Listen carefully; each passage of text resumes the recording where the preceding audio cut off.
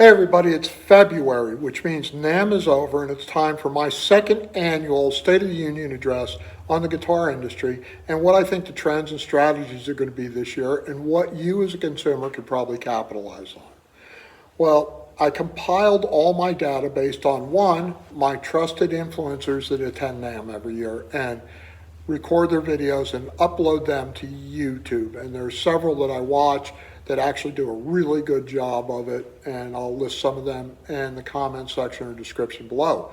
The second thing is the industry data sheet that they put out every year. The third thing is the non-industry data sheet that comes out.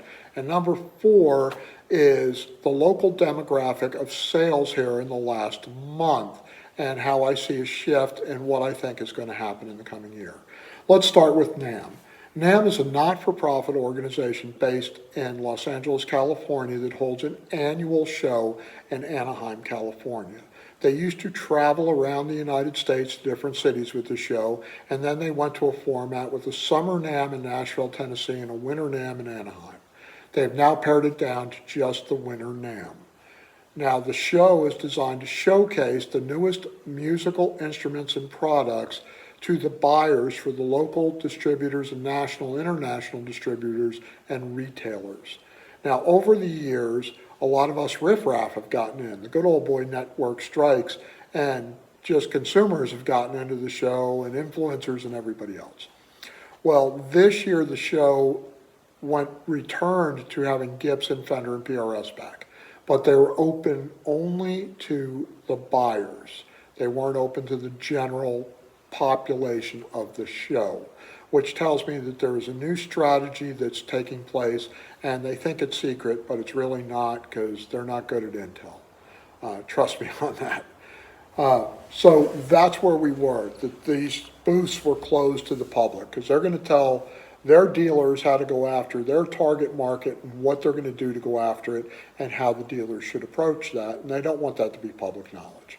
Now, the data sheet from the guitar brands themselves, or the overall guitar market, new guitar market, was $17.2 billion in sales last year. The U.S. portion of that was $4.4 billion in sales. In the United States, it broke out at 58% were for electric guitar sales, 36% acoustic, and the remainder was mandolins, banjos, ukuleles, flamenco, and classical guitars. I don't make the snowballs, I just throw them. So that's where it's at. Now, outside industry sources say the average guitar player in the United States is 30 years old and either male or female. One website said 51% male, one website said 51% female. I think it's pretty much split right down the middle, so that's a good sign. Now, Reverb also reported that they had $2 million in sales, and that's about 1/16 or maybe a little less of the used guitar market. Now, I know somebody out there is getting ready to type and say, they sell new guitars on Reverb. They do, but the bulk of their sales involve the pre-owned market. Now, the other people that factor into this pre-owned market, and that's why Reverb's only got a small portion, is eBay, Facebook Marketplace, yard sales, guitar shops with consignments, consignment shops, the guitar swap meets and flea markets, Craigslist, they're all out there. They're all places where you could sell these pre-owned guitars or used guitars. And it happens at a larger volume than I think the industry wants to admit. So, the lowest demographic for sales was 65 plus. They bought 2.9% of the guitars sold in 2024. The winners and the target for next year, ta-da, you guys, 18 to 24 demographic. They bought 12.9%, the largest demographic percentage, and it slopes downhill to that plus 65 group. So what the manufacturers are going to do is target that group and the next two groups higher. And the way they're going to do that is introduce a new line of guitars in their lineup. And it will be above the entry-level guitars. Now, this one's going to be a little difficult to accomplish because at 18 to 24, you're either just entering college you're in college, just got out of college, or just got a job. You probably don't have a wife and family yet. You probably don't have a mortgage or a new car payment. So your disposable income is a little sketchy. Plus, it's hard to track what you're going to spend that money on. Are you going to spend it on a whole bunch of Starbucks lattes, or are you going to save up and buy yourself a new guitar? Well, the price point the industry came up with was $650 to $750 for a new guitar. And they're going to bring this in above the entry-level guitars and right below the U.S. manufactured guitars. Now, where are these guitars coming from? Some people said China. Nope, too risky with the tariff situation. But if you remember, I had this guitar in the show last year, and it's back this year. And this is a Fender Telecaster. It's beautiful, and I bought it off of Stratosphere. It's a set neck telly with 2 humbuckers, and it's got all the bindings on it, and the bells and whistles, and the fit and finish is amazing. It's from Indonesia. That's where the market's going. Indonesia is less likely to be hit with tariffs than China is. So the guitar manufacturers are going to spend a lot less money in the cost and the overhead of producing these guitars, along with their supply chains in Indonesia, which already exist. And they could sell this guitar to that target demographic and the next 2 levels and make a decent profit. A lot of people think that the guitar manufacturers make the most money off their top-of-the-line guitars. Not true. That's a very small percentage of their sales from the custom shops and from the Elite series, and a lot of stuff is comped out to musicians for free due to contracting, and then you also have to pay these craftsmen that are producing these guitars. Not so with the Indonesian-made guitars. I'm just saying, that's where it's at right now.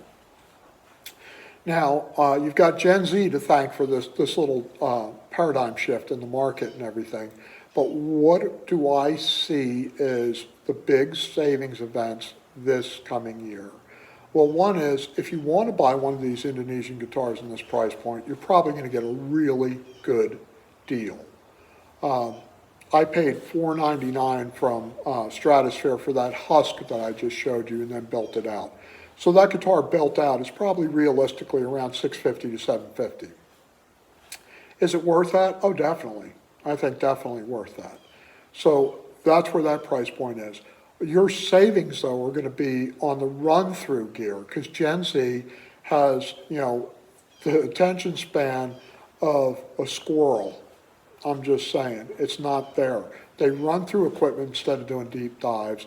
They decide within days that they don't like something that they had to have, and it goes up for sale at a loss. This is where you can save a lot of money.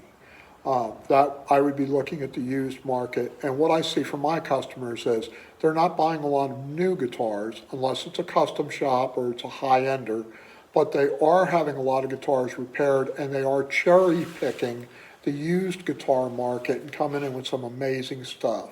So this is where I see the savings, and that also translates to multi-effects pedals and especially single pedals and the guitar modeling amplifiers. I see all of these in the used market being a great buy. I think the guitar manufacturers are hitting an equilibrium and don't want to admit that the dragon that is the used guitar sales market is as large as it is. Sweetwater has their own used page.